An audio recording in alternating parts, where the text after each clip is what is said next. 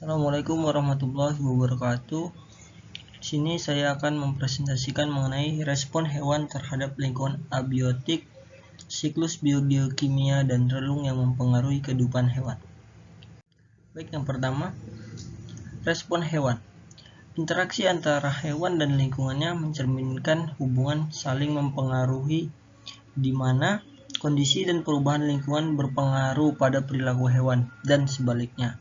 Hewan merespon kondisi atau perubahan tersebut. Respon ini melibatkan perilaku yang dapat bersifat genetik atau dipengaruhi oleh proses belajar dari lingkungan sekitarnya. Adapun beberapa respon yang terjadi pada hewan yaitu respon dan adaptasi perilaku. Hewan menunjukkan aktivitas terarah dalam bentuk respon terhadap kondisi dan sumber daya lingkungan. Perilaku ini melibatkan peran reseptor, efektor, dan koordinasi saraf serta hormon. Pada hewan yang lebih sederhana, perilaku ditentukan secara genetik dan berlangsung secara otomatis. Sementara hewan yang lebih kompleks melibatkan elemen-elemen hasil dari proses belajar dan dipengaruhi oleh lingkungan sekitar. Lalu, respon terhadap lingkungan. Respon hewan terhadap kondisi dan perubahan lingkungan melibatkan perubahan fisik, fisiologis, dan perilaku. Sebagai contoh, dalam menghadapi suhu ekstrim atau kondisi cuaca yang buruk, hewan dapat mencari tempat yang lebih nyaman atau mengubah aktivitas metabolismenya. 3. Dasar respon hewan. Selama tahap perkembangan, hewan menunjukkan 3 jenis respon dasar, yaitu respon pengaturan, respon penyesuaian, dan respon perkembangan. Respon pengaturan bersifat reversibel dan terjadi dengan cepat, seperti perubahan diameter pupil mata dalam respon terhadap intensitas cahaya. Respon penyesuaian bersifat tak reversibel dan berlangsung lebih lama, melibatkan perubahan struktural dan morfologi. Sementara itu, respon perkembangan bersifat tak reversibel selama tahap perkembangan dan melibatkan proses yang menghasilkan berbagai struktur tubuh. Kedua, respon hewan terhadap lingkungan abiotik.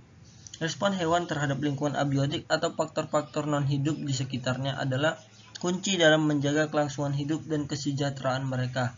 Beberapa contoh respon ini melibatkan adaptasi perilaku, fisik, dan fisiologis yang memungkinkan hewan berinteraksi secara efektif dengan lingkungan mereka.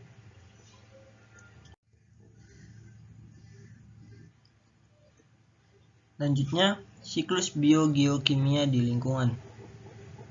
Siklus biogeokimia merujuk pada perjalanan unsur atau senyawa kimia dari komponen tak hidup ke komponen hidup dan kembali lagi ke komponen tak hidup dalam suatu ekosistem. Ada beberapa contoh siklus biogeokimia di lingkungan. Yang pertama yaitu siklus sulfur. Daur sulfur merupakan perubahan sulfur dari hidrogen sulfida atau H2S menjadi sulfur dioksida atau SOX, lalu menjadi sulfat dan kembali menjadi hidrogen sulfida lagi. Sulfur di alam ditemukan dalam berbagai bentuk.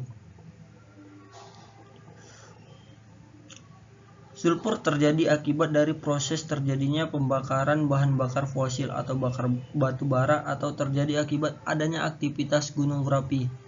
Lalu asapnya itu akan naik ke atmosfer, sulfur oksida itu akan berada di awan dan bereaksi dengan air membentuk H2SO4. Awan akan mengalami kondensasi yang akhirnya menurunkan hujan yang dikenal dengan hujan asam.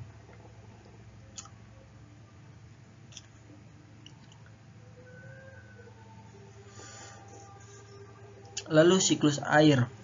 Air bergerak melalui siklus penguapan, kondensasi, presipitasi, infiltrasi, dan aliran permukaan, mempengaruhi kehidupan hewan dan tanaman.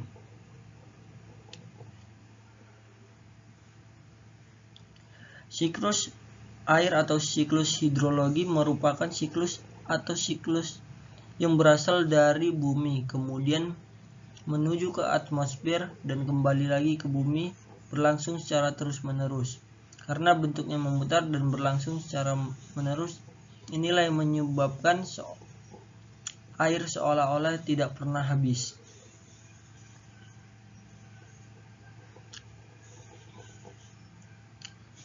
Lalu siklus karbon.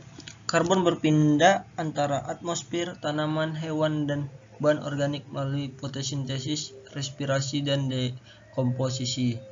Dan ada juga siklus nitrogen, mana nitrogen dalam bentuk gas diubah menjadi bentuk yang dapat digunakan oleh tanaman dan hewan melalui proses fiksasi dan denitrifikasi. Selanjutnya, relung yang mempengaruhi kehidupan hewan. Relung ekologi adalah konsep yang membahas keterkaitan erat antara organisme dan lingkungan tempat mereka hidup. Relung ini memberikan peran sentral dalam menentukan kehidupan hewan, mengingat setiap spesies memiliki kebutuhan dan adaptasi yang unik terhadap faktor fisik dan biotik di sekitarnya. Berikut beberapa hal yang menjelaskan bahwa relung memengaruhi kehidupan hewan. Yang pertama yaitu ketersediaan sumber daya.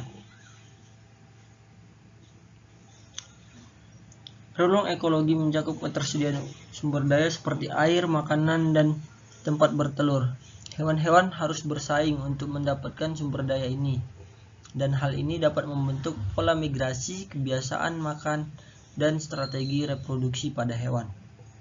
Lalu ada interaksi biotik, di mana interaksi dengan organisme lain dalam relung ekologi seperti kompetisi dengan spesies lain atau hubungan simbiosis sangat mempengaruhi populasi hewan. Adanya predator, mangsa, dan pesaing merupakan faktor utama yang membentuk dinamika ekosistem.